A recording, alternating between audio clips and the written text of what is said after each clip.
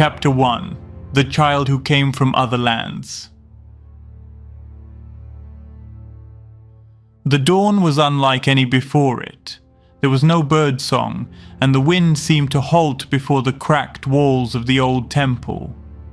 The monks who lit the oil jars froze when they opened the wooden doors. On the threshold, sitting on the damp stone, was a child wrapped in a rough cloak. No one had seen him arrive. He did not cry, nor did he ask for help.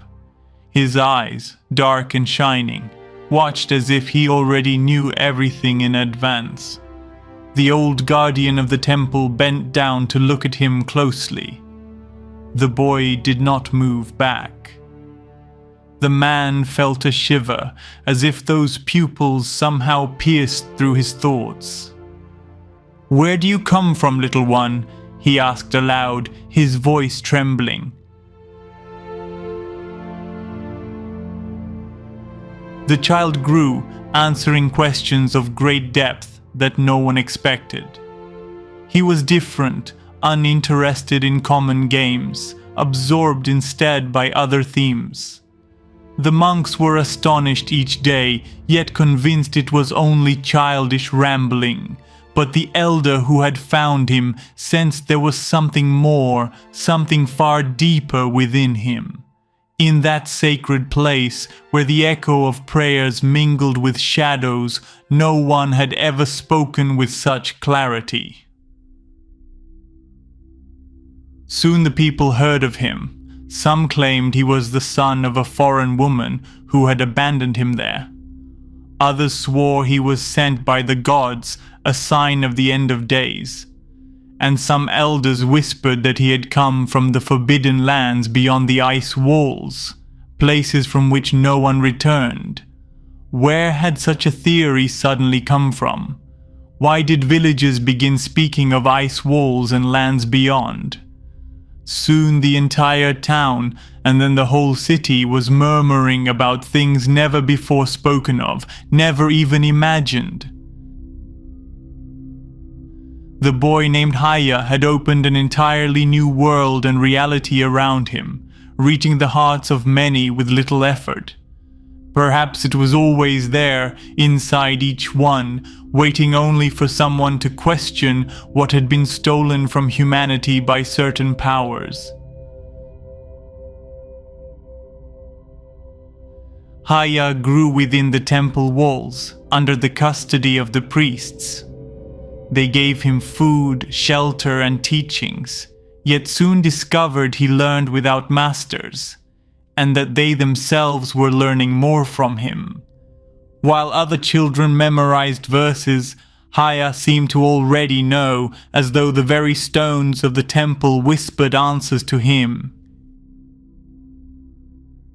He began asking questions that unsettled his teachers. Why do we sacrifice animals to the Creator if their lives also belong to Him? Who told us we are small when within us fits the same sky we see above? Why do you fear silence so much when in it speaks the true voice? The monks, unable to answer, scolded him. Yet every reprimand stirred unease among the villagers who overheard his words, opening new paths before them. Hayah's phrases spread through homes, workshops, and fields. Ideas of lands beyond the ice walls, the possibility of spiritual growth, reflections on self-image that shattered molds and structures of the time, even questions about human hierarchies and the gap between peoples. The people began to approach the temple not only for ceremonies, but to hear what the boy said while sweeping floors or gathering firewood.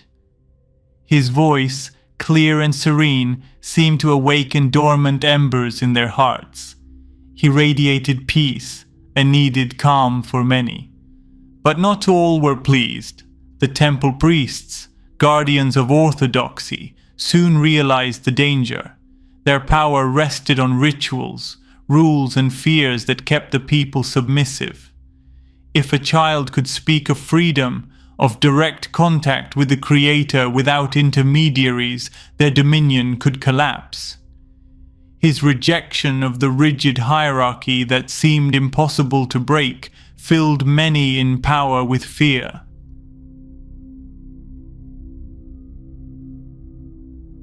They began to watch him, first in silence, then with harsher questioning. "Who taught you those words?" they demanded. "No one," he replied. "I simply listen in the silence."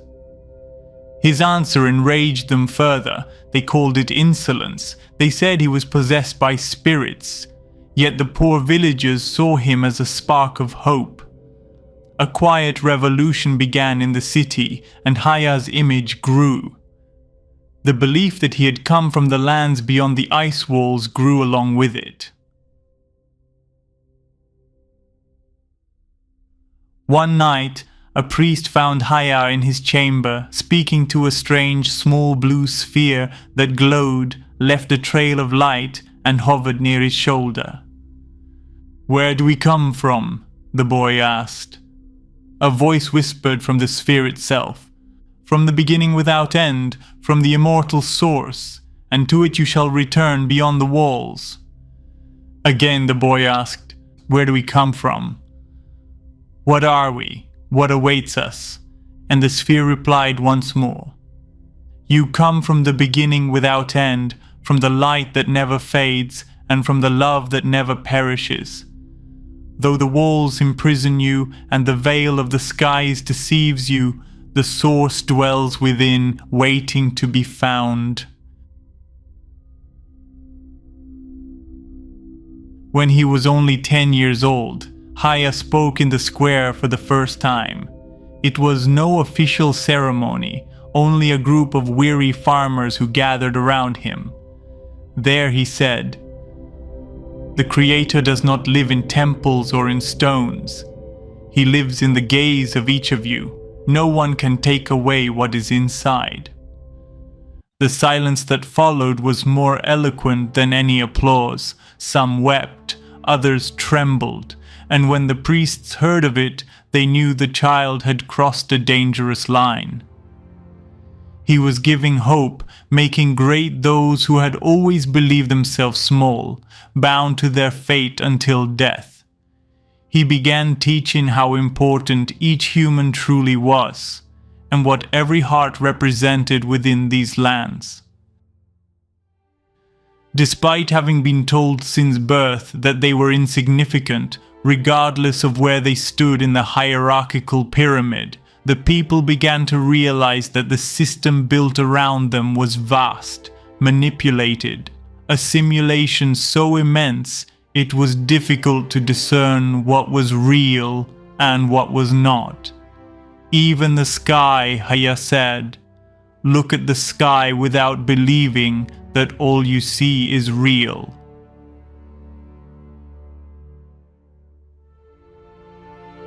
From that moment, some resolved that sooner or later his voice would have to be silenced. The darkness of the dome began to conspire against him. But Hayah seemed unafraid. He walked among them with the calm of one who knows his life does not entirely belong to him, as if he were merely a messenger of something greater, something immense. And so, in a world where obedience was law and submission the only path, a child began to sow invisible seeds. Seeds that, though torn away, would keep sprouting in secret, forever.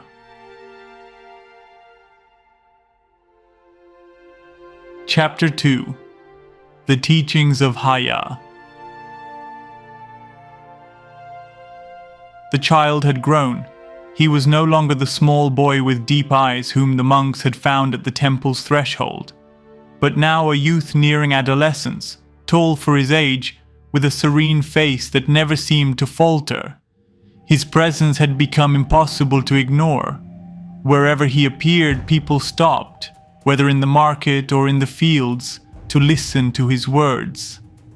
At first, fewer than 50 gathered, but soon thousands filled the fields, the temples and the streets to hear him. He did not speak like a preacher. He did not shout nor strike the air with dramatic gestures.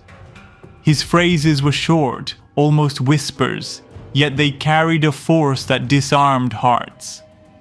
The elders repeated them, the children echoed them, and even soldiers listened in silence. It was impossible to stop the spread of his words.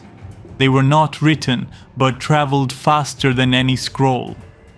Each person who heard them carried them to another, and soon the name of Hayah became a constant murmur, from the poorest homes to the artisans' workshops. But Hayah did not want his name repeated, only the ideas of the greatness of every soul, what he called neshama, connected to other lands beyond the walls, the celestial lands. Alarmed, the priests summoned him. They seated him before a stone table, under the gloom of the great hall. The High Guardian spoke. "Your words confuse the people. You make them believe they do not need the temple or our rites. Who are you to speak this way? Have you forgotten that we fed you?" Hayah never lowered his gaze. No crack crossed his face like the scars etched long ago into their backs. He answered calmly, "I am nothing itself, but truth speaks even through nothing. My image is no one, and yet my words still carry. Even if I lose my voice or my eyes cease to see, there is no greater truth than the one we carry within." The guardian struck the table. "You are insolent. Your lips blaspheme against the Creator. You must repent." But the youth did not move. The Creator needs no defenders. One who loves life needs no executioners. The Creator wants truth to be spoken and heard by all, that the people may know the truth that exists beyond the walls, both physical and mental, imposed by this corrupted system. Those words thundered like a storm. The monks stared at one another, afraid. No one in the temple had ever dared speak that way. A bolt of lightning fell from the sky itself, striking the temple, and all fell silent in a sepulchral hush. News of the confrontation spread. For the farmers, it was a sign that the boy spoke with the courage of a prophet. For the priests, it was proof that he had to be stopped before the people took him as a leader. Hayah sought no clashes, nor did he wish to see blood spilled. Yet that very night, as he gathered wood near the river, a group of men sent by the temple surrounded him. They bore no symbols, but their intent was clear. One seized his arm and whispered, "Stop speaking, boy, or your words will lead you to death." Hayah looked him in the eye. "Then my death will carry the word to those who have not yet heard of human greatness, of the lands beyond the walls, and of the spiritual potential of mankind." The men released him, uneasy, as if they had touched a burning nail.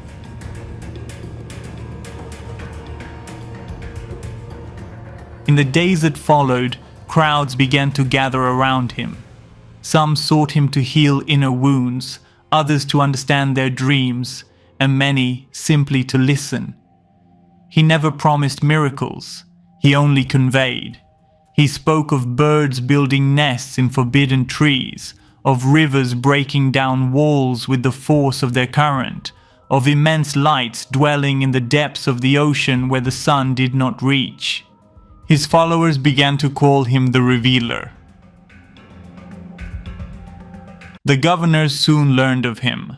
For them, Hayah was an even greater threat than to the priests, for he undermined not only official faith but political order as well. A people who listen to a child before their rulers is a people ungovernable.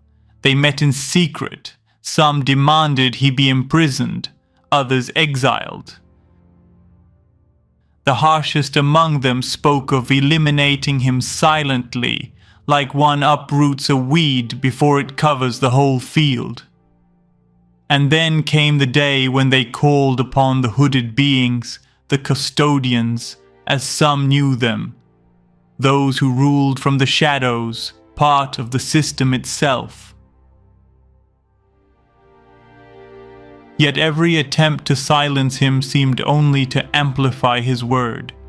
People began gathering in entire plazas to hear him, bringing candles and food as though expecting that boy to open a new path. One summer day, while speaking to a multitude by the lake, the sky ignited with light and opened, and then a higher ocean seemed to pour its way among the clouds themselves. Those present were overcome. Some fell to their knees. Others wept. Hayah only said, "Do not fear, that ocean has always been there. You only needed to open your eyes." For many, that was the final sign that he was not just a boy, but a bearer of something beyond flesh and blood. And so, while the bonfires of power began to rise against him, the voice of Hayah multiplied in thousands of throats. No threat could silence him anymore, for every farmer, every mother, every child who had heard him carried within a spark of that fire. Chapter 3: The Arrest and the Silence. The rumor had become unbearable for those in power. It was no longer just peasants who listened to Hayah. Merchants, soldiers, and even young scribes abandoned their duties to follow him in secret. The people began to look upon the priests with suspicion and the governors with disdain. A child spoke with more authority than all of them together. The order came at dawn. A detachment of armed men was to seize him in secret and bring him to the temple, where his fate would be decided. They wished to avoid a reaction from the crowds, for they knew he was no longer a mere boy, but a symbol that could ignite rebellion. They found him by the lake, silent, gazing at the moon's reflection on the water. He offered no resistance. When the soldiers surrounded him, he only said, "You too can feel the truth, and you will, even if I am gone." His words unsettled the guards, yet they carried out the order.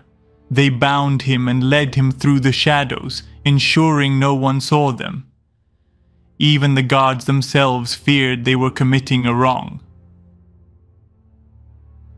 At the temple, the High Guardian awaited him, the same one who had found him as a baby wrapped in white cloths, now surrounded by scribes. At the center stood a stone table with scrolls, decrees, and seals. The guardian spoke with a stern voice. "You have disturbed the order of the city, sown doubts against the temple, and stirred multitudes against the law. Do you have anything to say in your defense?" Hayah fixed his eyes on him and answered, "It was not against you that I spoke, but against the chains placed upon the people by those men in dark robes who hide themselves and to whom you bow. You may imprison me, but truth will remain truth." The guardian leaned toward him with restrained fury. "If we do not silence you now, you will destroy centuries of obedience. You do not seem to understand." "Then destroy my body," Hayah replied calmly. "But know that my words have already been heard, and now they run with the force of the ocean against those walls raised by the Dark Ones, which only divide us." The sentence was immediate. There would be no public trial. They decided to make him disappear. Some scribes, fearful, secretly copied fragments of what Hayah had spoken during his years of teaching. They hid them in jars and caves like seeds for times to come. These writings would be known centuries later as the Scrolls of Hayah. That same night, they led him out of the city. What happened remains unknown. Some say he was cast into an underground prison. Others that he was abandoned in a distant desert. There are those who claim that at dawn the guards returned pale, swearing he had vanished into the light of the water, as if dissolved in the reflection of a sun that had not yet risen. The truth is that Hayah was never seen again. Yet silence did not extinguish his voice. On the contrary, absence made it stronger. The people began to repeat his phrases with even greater fervor. Mothers taught them to their children as night songs, and elders recited them by the fire as tales of hope. Power believed it had silenced a rebellious child, but unknowingly it had given rise to a flame impossible to extinguish. The scrolls of Hayah multiplied in clandestine copies, traveling from village to village, and each phrase became a blade against falsehood. The arrest and the silence marked the end of the life of a boy, but also the beginning of a legacy that would outlast kings, temples, and walls. Hayah was no longer in the plaza nor in the temple, but he was everywhere. In the murmur of water, in the memory of a people who had learned to listen, and who would later forge the foundations of a great empire that rose in his honor. The beginning of Great Tartaria.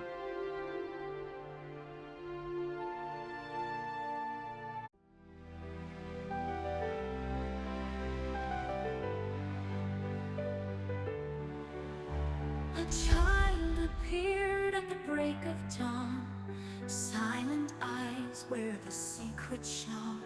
No birds sang, the wind stood still. He carried a truth no temple could kill.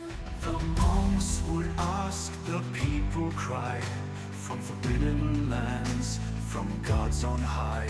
But his words cut deeper than the flame. He said, inside your heart, the sky remains. They called him a danger, they called him a sign, but the fire was spreading in every mind. Beyond the walls, beyond the lies, the ocean of truth will rise. They can break my bones, they can chain my hands, but my voice will echo across the lands. Beyond the walls, I will remain.